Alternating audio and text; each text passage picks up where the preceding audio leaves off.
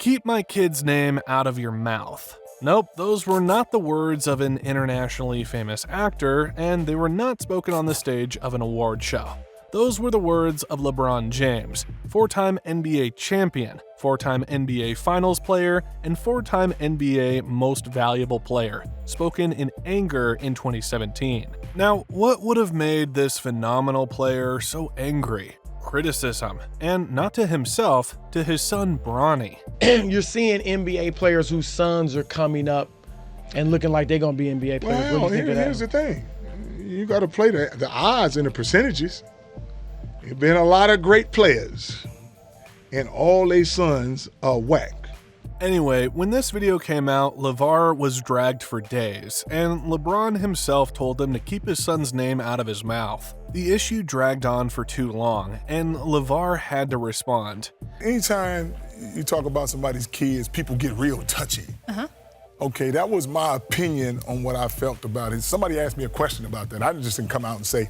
He still mentioned it on Fox Sports Radio. He said, "I have no problem with LeBron. They asked me a question about if I thought superstar players' kids were good. My opinion is I've never seen one that's been really good. LeBron is going to make his kid one of the best players ever, according to him. I've never seen one really live up to what their dad has done, so he could be the first," Ball added. "It's not about me having his kid's name in my mouth. I'm not worried about his family. If somebody asks me a question, I'll answer it the way I want to answer it." Bronny was only 12 years old when this whole drama happened. Well, he's in the NBA now. LeBron and Bronny have broken a new record. They've become the first father-son duo the league has ever seen. So Lavar was wrong, right? Nope. In fact, apart from the fact that LeBron took his words more seriously than he meant it, LeBron is about to eat his words. As far as I'm concerned, Lavar is probably a prophet, and if he drops lottery numbers, I'm definitely putting all my money into it. Okay, enough jokes. Let's start from the top. With the first pick in the 2003 NBA Draft, the Cleveland Cavaliers select LeBron James.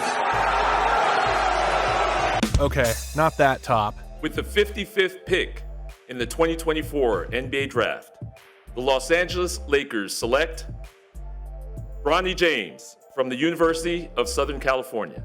Bronny was picked by the Lakers as the 55th pick this season. Well, that's a good thing, right? Not quite.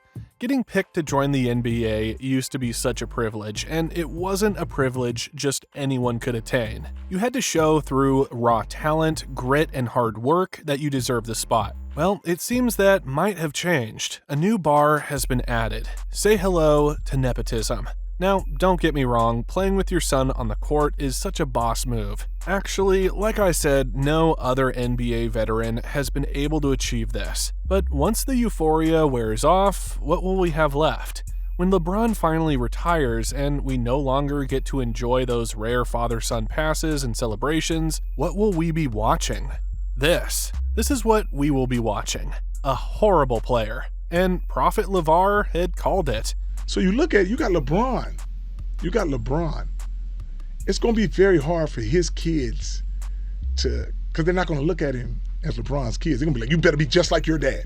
Maybe LeBron should have listened to Lavar after all. Apart from when Lavar said his son Lonzo was better than Steph Curry, which might have been some fatherhood overzealousness. He seems to always know what he is saying. I mean, he coached his sons to greatness, something LeBron might be failing at. And don't get me wrong, LeBron did coach Bronny. Bronny is just not ready yet to play on the level he's being forced to play at, and the results are obvious. Lavar did not try to push his sons in. In fact, his sons Melo and Lonzo were phenomenal players in their high school. They dominated the court and were the focus at every game. Lonzo went on to join UCLA, and Melo went to Lithuania, and they have made a massive impact in both teams so far.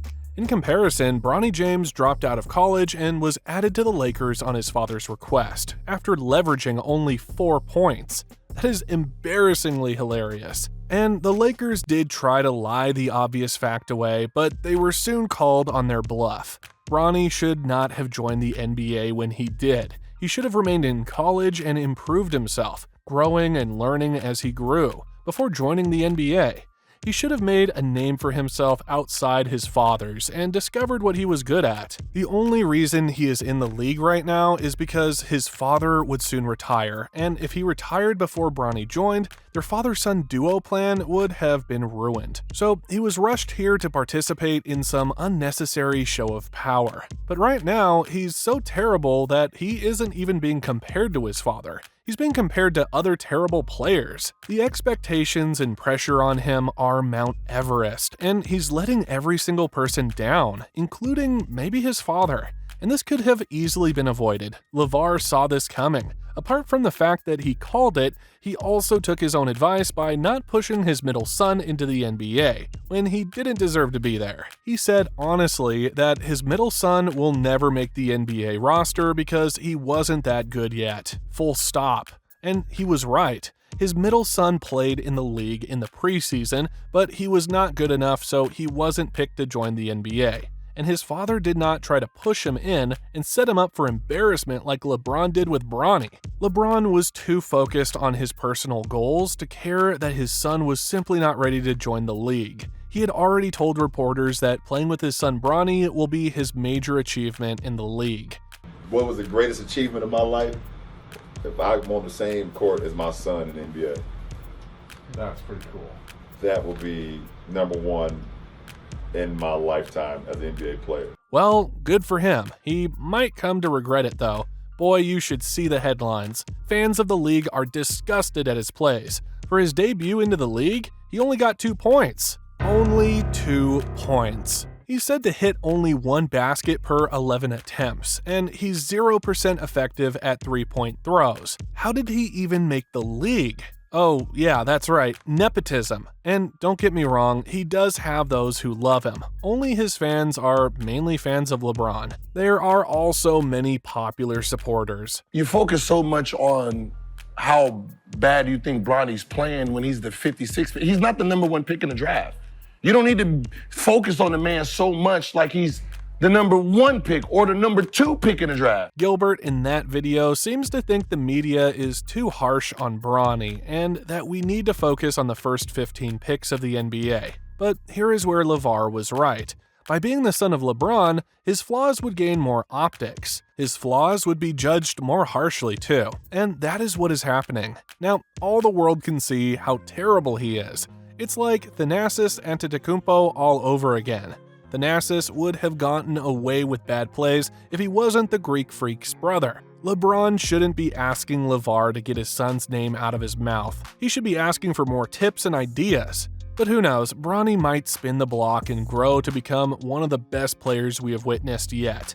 In his recent interview with Men's Health, he seems unfazed by the criticism and pressure, and he even said he has been working all summer. He knows that his every move is being watched and scrutinized, and he knows why. I mean, his father is one of the greatest players in the sport's history and is often compared with Michael Jordan. James has won 4 NBA championships from 10 NBA Finals appearances. He also won 3 Olympic gold medals as a member of the US national team. Those are really large shoes for Bronny to fill, so of course his every move is being watched. His videos are everywhere. There are videos of him shooting on the move, videos of him working on dribble moves, videos of him working on finishing through contact.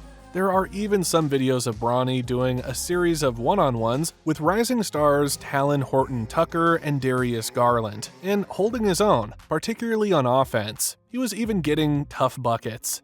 Bronny is currently a G-Leaguer, which is rather disappointing as the son of one of the greats. There's even speculation that he might become an NBA bench warmer or be kicked out of the league altogether. But who knows, maybe his cardiac arrest, which he suffered last July, must have set him back a few paces. We must give him props for working and still being an athlete while in recovery. I just think, for him just to be able to, keep his head straight forward, keep the blinders on. Even with the situation last year, he came out of that and then continued to work, continue to put himself in a position where he can even, be drafted. And, now it's just a work in progress. He wants to continue to get better. Bronny even said, "Everything I've been through over the years has prepared me for this. I really think it just ties back to me experiencing so much negativity and pushing through all of that. I feel like it built me to where any situation that is trying to hold me back or I'm not fighting through at the time, I can sustain my comfortability and belief in myself to keep going. I mean, there might be a couple of times that I look at something and it makes me mad. I go out and play better, but most of the time it's in through one out the other. Well, let's just hope Bronny can disappoint the naysayers and entertain us with good basketball. For now, however, that is not happening, and we hope the pressure doesn't drown him out like Lavar said it would.